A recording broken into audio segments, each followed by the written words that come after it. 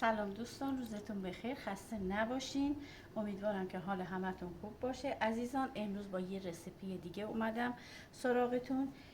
میخوام بهتون همبرگر مرغ یاد بدم. مواد اولیه‌اش حدوداً 8 تا تیکه، یعنی 4 تا تیکه سینه مرغ که وسط نصف کردم، فلفل پاپریکا، فلفل سبز و پیاز و ادویه‌هاش که شامل پودر سیر، نمک، پاپریکا، فلفل قرمز، فلفل سیاه، ادویه مرغ و ماهی، پودر کاری، پودر خردل، آویشن، رزماری و زیره سیاه و زیره سبز به اضافه سماق و نمک که من الان اینا رو چرخ میکنم و الان اینا رو من برش میدم. مرغامو وسط برش میدم، چرخ میکنم و بعد برای آماده سازیش دوباره بهتون میگم که چیکار کنیم.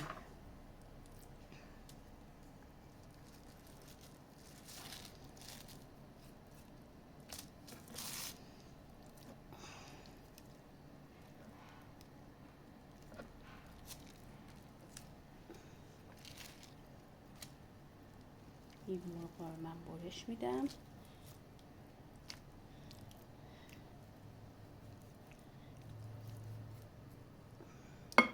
اینا رو که من چرخ کردم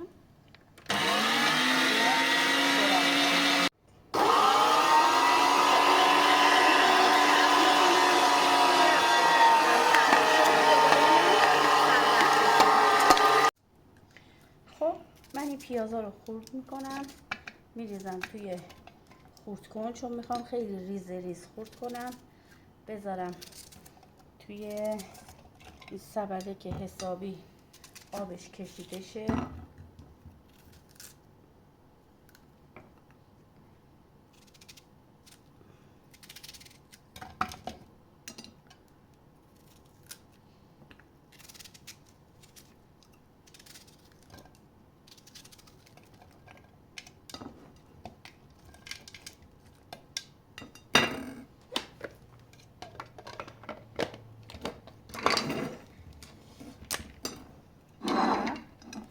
فلفلا من خورد میکنم، میریزم توی این یکی خورد کنه که اینا رو میخوام بذارم آبشون بره.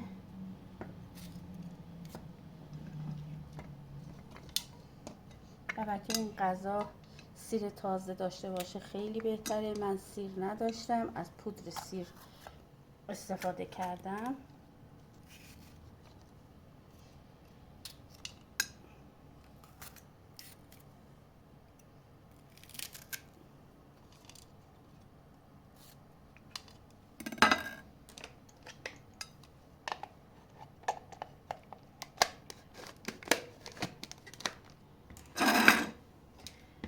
من با پیاز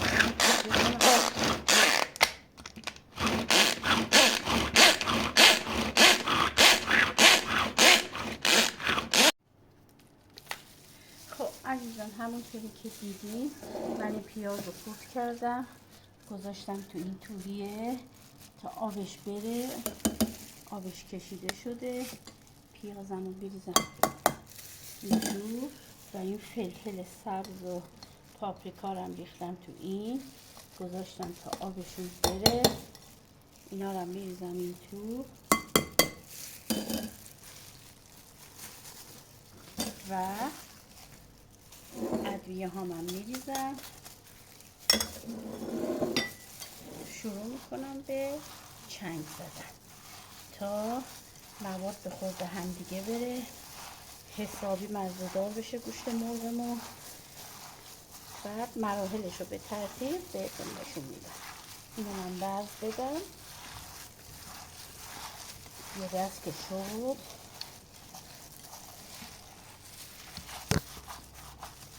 حسابی برز بخوره.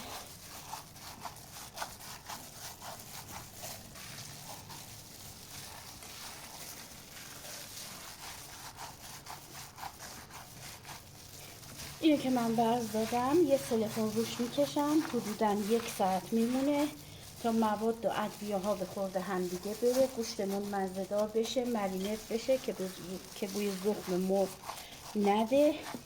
بعدا قالب زدنش رو بهتون نشون میدم. شما میتونید این گوشت رو هم به صورت همبرگر درست کنید، هم به صورت کباب لقمه‌ای درست کنید و کباب لقمه‌ای هم بهتون دفعه بعد کباب لقمه‌ای رو بهتون نشون میدم که با این گوشت چجوری کباب لقمه‌ای درست کنید. بریم تا بعد. خب عزیزان، همونطور که دیدین من اینو حسابی چنگ زدم، مواد و ادویه ها و فلفل و پیاز رو با هم ریختم، مخلوط کردم، حسابی چنگ زدم.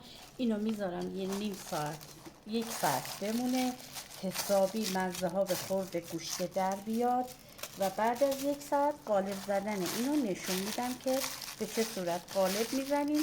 برای زمانی که مثلا دیگه وقت نداشتیم، اداره میخوایم بریم، خسته این حال غذا پختن نداریم، وقتی قالب زدین آماده گذاشتین تو فریزر، اومدین فقط کافیه در بیارین و بخواین درستش کنین بپزین، دیگه خیلی اذیت شدن نداره. اذیت شدنش فقط مال همون اولش که مقدار زیاد درست کنین به صورت همبرگری بذارین تو فریزر. بریم تا بعد. خب عزیزان، مواد ما مرینت شد، مزه‌دار شد، خیلی عطر خوبی هم به خودش گرفته. از این گوشت مرغمون که چرخ کردیم و مزه‌دار کردیم، یه 150 گرم روی ترازو این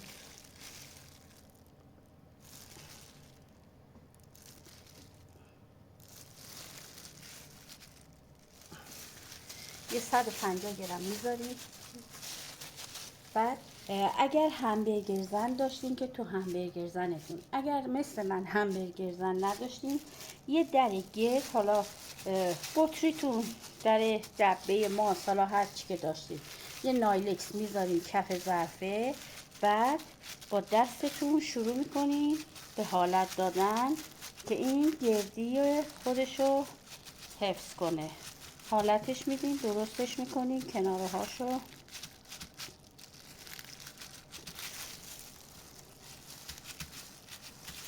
بعد به خاطر اینکه این قاب من خیلی کوچیکه و گوشتم 150 گرم زیاده، اینه که من حالت دادم تو دستم یکم پهن ترش میکنم.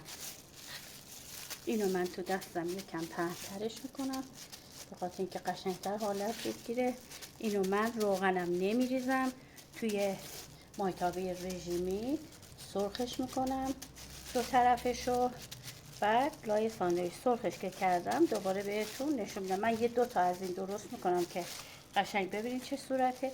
ببین اینو که درست کردیم، بعضی از عزیزان شاغل هستن، سر کارم فرصت نمیکنن درست کنن. هفته‌ای که مثلا 5 شنبه جمعه یا شنبه یک شنبه تعطیلیشونه، میتونن اینو آماده کنن بذارن تو فریزر. همینطوری یه نایلکس رو تا میکنین زیرش، یکی روش، بعد توی ظرف مورد نظرتون میچینین میذارین تو فریزر. به این حالت که من الان چند تا درست کردم میذارین تو فریزر تا حالت بگیره. موقعی که حالا بچه‌ها میخوان برن مدرسه، برای بچه‌ها میخواین ساندویچ درست کنین، یا خودتون از سر کار میایین حوصله غذا درست کردن ندارین، وقت غذا درست کردن ندارین، خستین، یعنی یه غذای آماده ایه که سریع سرخش میکنین و ساندویچ درست میکنین، میل میکنین. انشالله که درست کنین. اگر درست کردین خوردین خوشتون اومد، امیدوارم که لایک کنین، سابسکرایب کنین و حتما نظرات و پیشنهادات، حتی انتقادی اگر از من دارین که فکر میکنین درست مثلا انجام نمیدم یا کم و کاستی تو کارم هستش، میتونین برام بنویسین بذارین. قشنگ اینا رو همه رو 150 گرم چونه میگیریم، وزن میکنیم که کم و زیاد نباشه، اضافه نباشه، همه وزنای همبرگرتون یه اندازه و یه سایز و یه شکل باشه. و میگم اگر همبرگر زن داشتین که چه بهتر، اگر همبرگر زن نداشتین در یه دبه، حالا دبه ماست باشه یا ظرف حبوباتون باشه که گرد باشه، بزرگ و کوچیکیشون هم دیگه به ذائقه خودتون مونده که چجوری بخواین درست کنین. اینو که اینطور کردین، چون میگم این ظرف من کوچیکه، اینو من تو دستم برمیگردونم و گوشتم چون خیلی چیز میشه، اینو یکم تو دستم همین گردیشو حالت میدم، باز میکنم.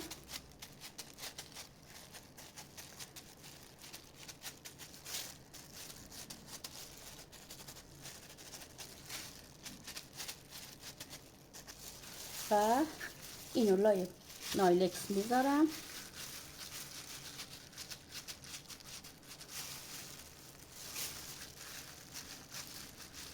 دیواره هاشو و این نایلکس رو میکشم روش. اینو میذاریم تو ظرف مورد نظرمون. اگر خواستیم فریز کنین میذارین تو ظرف مورد نظرتون، میذارین تو یخچال خودشو بگیره، بعد تو ظرف دردارتون میذارین تو فریزر. میریم تا مرحله بعد. خب عزیزان، همونطور که میبینید من مایتاب وزینی رو گذاشتم و همبرگرامو میشونم رو اینا، در حدی که روغن، در حدی که فقط با فرشه مالیدم بود. اینو میذاریم و تو مایتاب رژیمی این طرفش که اون طرفش که سرخ شد برش میگردونیم این بر شعله‌ش رو یه مقدار کم میکنیم که حسابی مغز سرخ بشه. بعد موقعی که آماده شد بهتون نشون میدم. عزیزان، از این پیاز بنفشا خلال کردم، خورد کردم، یه مقدار جعفری یا گشنیز، حالا هر کدوم که دم دستتون بود. 50 گرم باشه، ببخشید میگم 50 گرم، 10 گرم باشه کافیه. میریزین توی پیازاتون و یه قاشق سماق هم میریزین توش برای لای ساندویچ. فوق العاده خوشمزه میشه، فوق العاده عطر رو خوش طعم میکنه. ساندویچتون رو امتحان کنیم ببینین. این سماقو که میریزین جعفری یا گشنیز، حالا هر کدوم که دوست داشتین یا در دسترستون بود، با این آغشته میکنین میذارین. و موادی که برای لای ساندویچ میخوایم کاهو به صورت خیلی ریز خورد شده، خیارشور، گوجه، خلال سیب زمینی و پنیر گودا. میتونید از پنیر چدارم استفاده کنیم، ولی پنیر گودا خوشمزه تره. و نون همبرگر فرانسویمون که خواستم ساندویچو بگیرم بهتون نشون میدم. خب عزیزان، هر کدوم از اینا رو یه دونه پنیر گودا روشون میذاریم که ببریم برای توی ساندویچمون بگیریم. حالا آماده شد میارم. خب عزیزان، نون رو برش میدیم.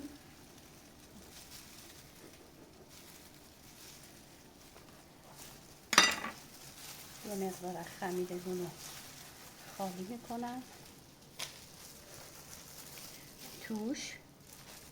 یکم پیاز شده، جعفری، پیاز رو میذارم، گوجه میذارم، خیارشور میذارم و کاهو میریزم. یه دونه از این گوشتا به این حالت میذارم و ساندویچ ما آماده است. بخورین، نوش جونتون، درست کنین و از خوردنش لذت ببرید. سابسکرایب یادتون نره، لایک کنین و نظرات و پیشنهاداتتون هم برام بنویسین. ممنون از لطف شما. خدا نگهدار.